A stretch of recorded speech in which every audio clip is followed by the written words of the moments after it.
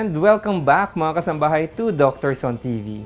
And nandito na tayo sa Stone Unit ng Urology Center ng World City Medical Center. At since nirecommend na ni Dr. Tagle para sa ating pasyente yung shockwave procedure, andito tayo para tignan na natin yung pasyente natin kung paano gawin yung procedure. Okay?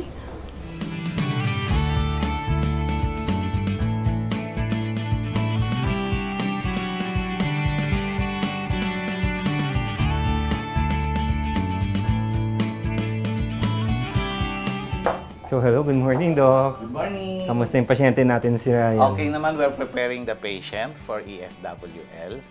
Ang first step is siguraduhin kung nandun pa yung bato, kung gaano kalaki yung bato, at saka kung nasaang lugar na yung bato. Yan. Then, number 2, yung patient kailangan prepared. At least hindi siya kumain ng 6 hours prior to the procedure. The procedure is simple. Ang anesthesia natin is just sedation. Hindi siya masyado masasaktan. Pwede siyang patulugin pero yung arousable. Pag kinausap mo, sasagot siya. Pag ginising, gising na gising siya. Para lang hindi siya kinakabahan. Oh, tsaka hindi siya gagalaw. At saka hindi siya gagalaw. Yan. So, basically, pwede na kami mag-start. Nakita na namin na ang bato ay nasa ureter, wala sa kidney, at mga 1 cm lang. So, pwedeng gawin ang... So this is a portable ultrasound, Doc, yes, no? To verify, bago siya itapat sa X-ray, sa radiation. Mayroon ba siyang maramdaman during the procedure, no? During the procedure, sedated siya, so relax siya. Then, actually, it's just sound waves. Hindi siya masakit. Yan. And after the procedure, gigisingin, hindi siya kailangan ma-confine. Uwi siya kaagad. Then back to regular activities the next day. Diba? So hindi ka kinakabahan, ha? So parang natulog ka lang dito sa hospital. Umidlip lang sandali. Ilang minutes bang procedure, Doc? Usually mga 30 minutes to 1 hour. Oh, okay. So mabilis lang. So pwede ka mag-nap dito pa lang habang nagpo-procedure. Yeah. Okay, Doc. So how do we position our patient? So pahihigain natin sila since the stone is at the left side sa proximal ureter. Hihiga siya. Pakibaba yung tsinelas. So, ihihiga natin yung patient. Then, una dapat nakarelax yung patient. Kakabitan siya ng swero. Tapos, kakabitan yung mga monitors natin. Kasi, kailangan habang tulog yung patient at ginagawa natin yung procedure, nakamonitor tayo para safe ang ating procedure. Merong heart rate, blood pressure, tapos, lalagyan natin ng oxygen.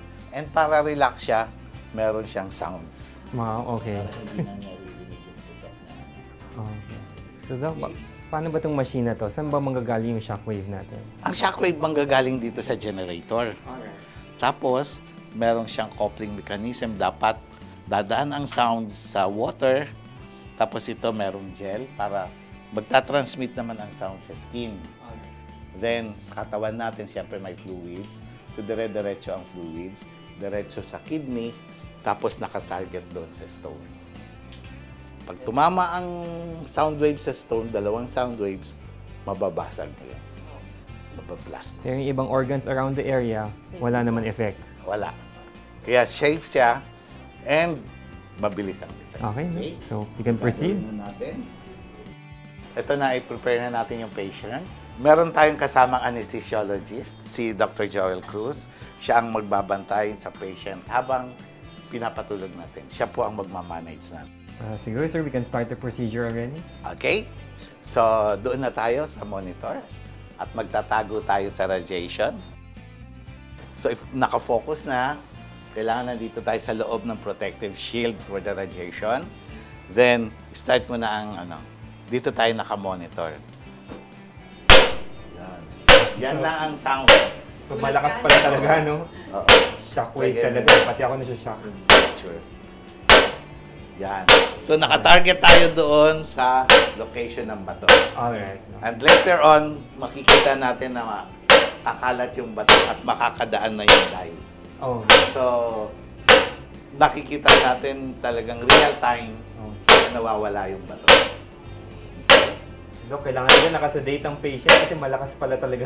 Kaya siya earmuff. Naka-headset pa talaga. Oo. Tapos may music naman siya doon. And of course, sedated naman yung pasyente natin. So usually ilang minutes po ulit itong procedure na to? Usually 30 minutes to 1 hour lang siya. 1 hour na mo. And how many sessions na itong procedure na? Pag ang bato ay nadurog na at ilabas, after 1 to 2 weeks, i-re-evaluate mo siya. Ito by ultrasound or x-ray or CT scan. Then, pag wala na, hindi na kailangan. Pag may natitira pa, mga 0.5 to 1 centimeters, you can have another session. After ilang Usually, after 2 weeks to 1 month. pwede na ulit. Okay, so Doc, after the procedure, kakamustahin na natin si Ryan pag gising na siya. Okay. In the meantime, mga kasambahay, huwag muna kayong aalis. Magbabalik po ang Doctors on TV.